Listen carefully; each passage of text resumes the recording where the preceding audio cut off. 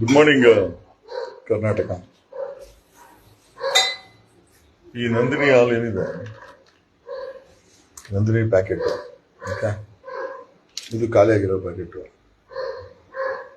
ನಮ್ಮ ಅನಿಸಿಕೆ ಪ್ರಕಾರ ಅಥವಾ ಒಂದು ಮಾಹಿತಿ ಪ್ರಕಾರ, ಇನ್ಫ್ಯಾಕ್ಟ್ ನಂದಿನಿಯಲ್ಲಿ ಕೆಲಸ ಮಾಡೋರು ಹೇಳೋ ಪ್ರಕಾರ, ಈ ನಂದಿನಿ ಹಾಲಲ್ಲಿ 70% ಹಾಲಿರೋದು, 30% ನೀರನ್ನ ಮಿಕ್ಸ್ ಮಾಡ್ತಾರೆ ಅಂತ.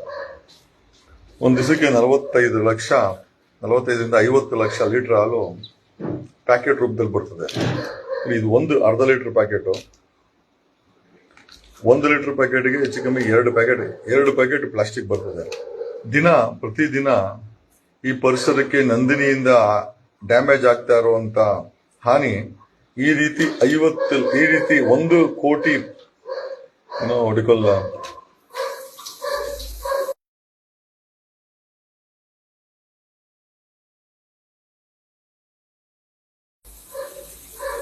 ಈ ರೀತಿ 1 ಕೋಟಿ ಪ್ಯಾಕೆಟ್ ಪ್ರತಿದಿನ ನಂದಿನಿಯವರಿಂದ ಪರಿಸರಕ್ಕೆ ಆಡ್ ಆಗ್ತಾ ಇದೆ.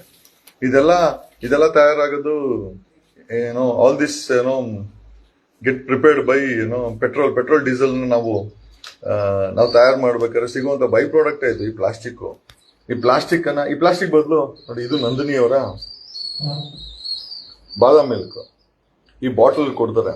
ನಾವ್ ಹೇಳೋದಂದ್ರೆ ಸೇಮ್ ಇದೇ ನಂದಿನಿ ಮಿಲ್ಕ್ ಅನ್ನ, ಇದೇ ನಂದಿನಿ ಪ್ಯಾಕೆಟ್ ಅಲ್ಲಿ ಬರ್ತಾ ಇರುವಂತ ನಂದಿನಿ ಮಿಲ್ಕ್ ಅನ್ನ ಈ ಕೊಕೊಕೋಲಾ ಇದೆಯಲ್ಲ, ಕೊಕೊಕೋಲಾ ಬಾಟಲ್ ಹಾಕ್ತಾರೆ. ಸೊ ಆ ರೀತಿ ಕ್ಯಾಸ್ಟೆಡ್ ಬಾಟಲ್, ಅನ್ಬ್ರೇಕಬಲ್ ಬಾಟಲ್ಸ್ ಅಲ್ಲಿ ಕೊಟ್ಟು ಮತ್ತೆ ಮಾರನೇ ದಿವಸ ಅದೇ ಬಾಟಲ್ ನ ಬಳಸ್ಕೊಳ್ಬಹುದು. ಪ್ರತಿದಿನ ಈ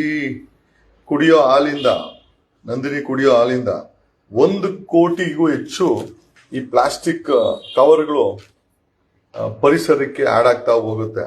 ತಗೊಂಡಾಗ ಇವರೆಲ್ಲ ಬಿಸಾಕ್ತಾರೆ. ರೀಸೈಕಲ್ ಒಂದು 10 to 15% ಆಗ್ಬೋದು. ಮಿಕ್ಕಿದ 85% ಇಟ್ ಗೆಟ್ ಡಂಪ್ಡ್ ಇಂದ ಭೂಮಿನಲ್ಲಿ ಬೀಳ್ತದೆ.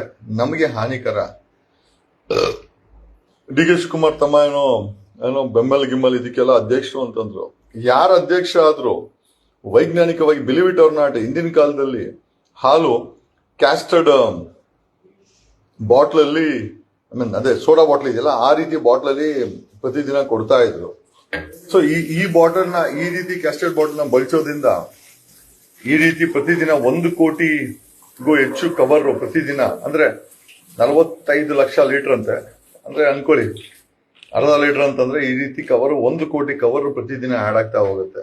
1 ಕೋಟಿ ಕವರ್ ಆಡ್ ಆಗ್ತಾ ಹೋದ್ರೆ ಪರಿಸರ ಮೇಲೆ ಏನ್ ಇಂಪ್ಯಾಕ್ಟ್ ಆಗುತ್ತೆ? ತಗೊಂಡೋಗಿ ಗ್ರೌಂಡ್ ಬಿಸಾಕ್ತಾರೆ. ಗ್ರೌಂಡ್